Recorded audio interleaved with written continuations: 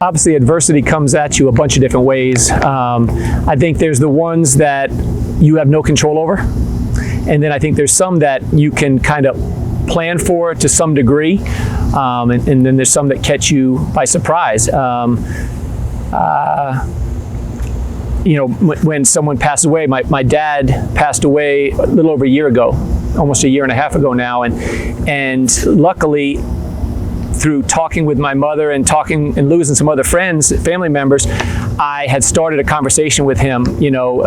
He's a big guy, and we never talked about anything other than basketball and sports. And we got to a point where we'd talk about my kids, and we'd talk about his life and my life, and we'd end every conversation with "I love you." And gosh, until then, which was shortly after college, no, it was after I had my first couple kids.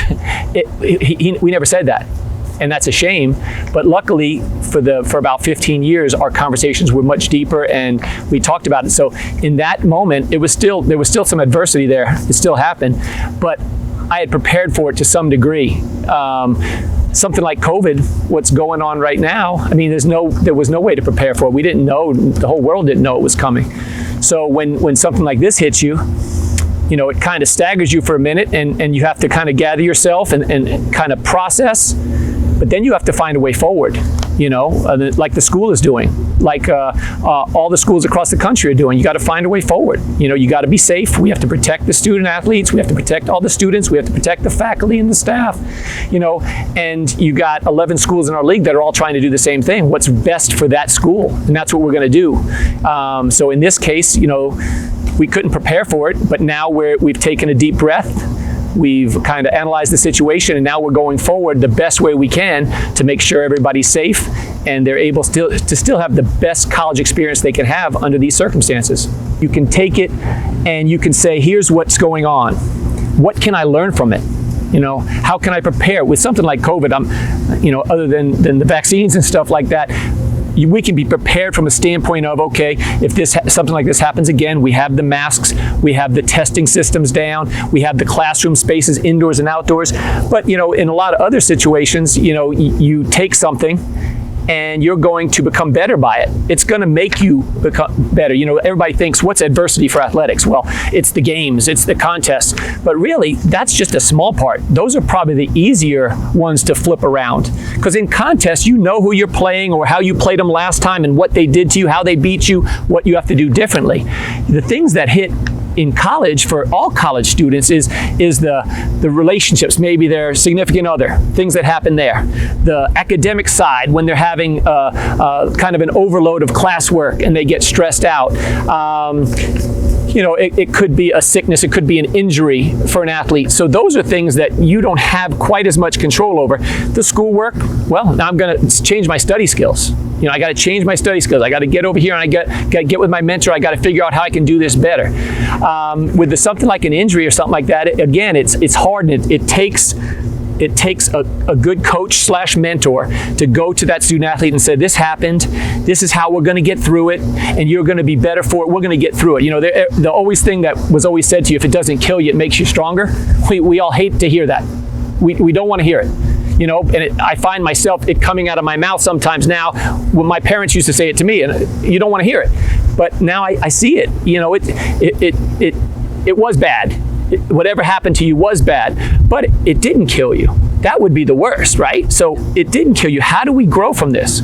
Okay, we have to do these things to make sure your academics are in line. Physically, you can do these things to become a better athlete. From a personal standpoint, you talk to people, you communicate better, you could become a better individual. So, Eckhart talks about mind, body, and spirit, and all these things are things that you unfortunately learn from adversity, from mistakes.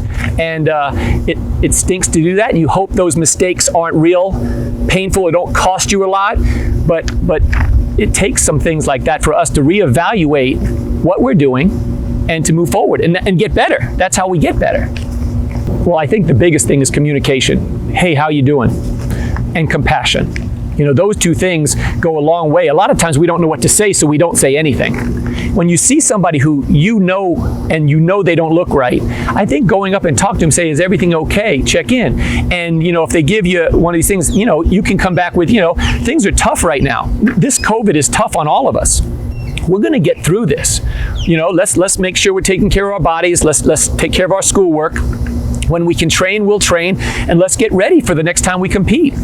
But I think as a friend in the dorms, even a stranger, I think it's hard with masks on, but I think it's so important walking around campus to say hi to people and look them in the eye and smile. Sometimes a smile, you want to smile because it makes you feel good, but you smile at somebody else and it can lift them up. Gosh, that person said hi to me. They care. They're smiling, and that can pick them up a little bit. And I think it's harder with the mask on because you can't see.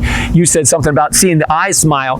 I can't see that as good. I like to see the teeth and the big laughter and stuff like that. But that's what it is. It's you communicate with people that you think are having tough times. Show some compassion. Tell them you're there if you need anything.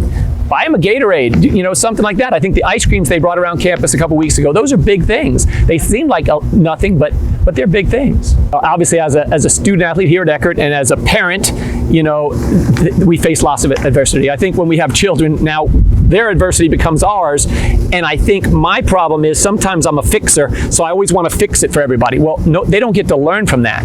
So as a parent, you got to kind of hold back a little bit, and you got to be there to console and comfort and be there for them and communicate with them. But that's part of their deal. They have to figure that on their own. But myself, I've had, you had the coaching adversity when you can't beat a certain team or you got injuries on your team. And in the grand scheme of things, those are really small things when you think about it. Every day we all face some kind of adversity. Sometimes it's as little as not being able to connect with somebody on Zoom, not being able to use your Zoom call, and everything breaks down and we think we get all frustrated. That's really nothing when you think about it.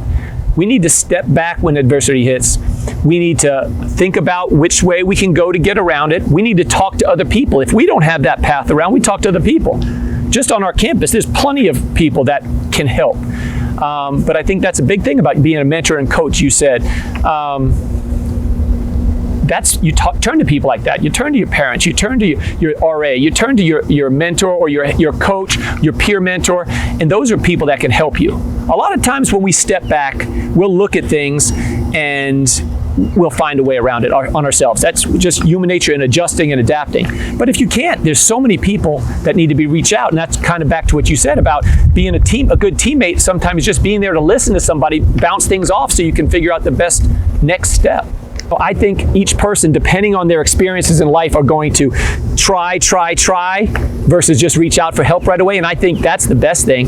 I think as a parent, that's what I've had to do: stay back and let my kids try things. As a coach, same thing. As I got older in coaching, first when I was younger, I was going to solve it. And then as I get older, I was like, okay, figure this out. Hey, you're struggling in this class. You need to go talk to the professor and let them figure it out. But at some point, obviously, everybody's going to need a little advice, a little help. So I don't think there's a exact timeline. I think it might be someone's anxiety level. If they get real anxious about it, they might want to reach out quicker, and we might want to be there for them sooner and kind of just give them some direction and not solve it for them.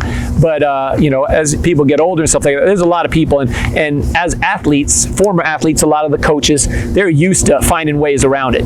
Compete, and that's what it's about. And you lose a game, now go back and work on it more. And you take those skills and you translate them into real life, whether it's with your family or in your workplaces and stuff like that. So, I think it's person to person, but I think, the anxiety is what gets people first before not being able to figure it out. I think they get a little too anxious, and then so they just break down and want someone else to solve it for them. So I don't think we can necessarily circumnavigate COVID and get on the other side of it. We've got to wait and see what happens through the health professionals and stuff like that, and then we can take our next step. But right now, we're doing everything we can, which is masking up, social distancing. We have a good testing on campus with our pool testing. We have good contact tracing. So we're taking care of our family right here at the Eckerd community. And the next step is, when we can make our next step, is to find out, okay, when and how can we compete? Thanks again for tuning in to this month's edition to TR's Take. Please stay tuned. We're going to try to get a couple alumni on the next 2 weeks and talk about adversity.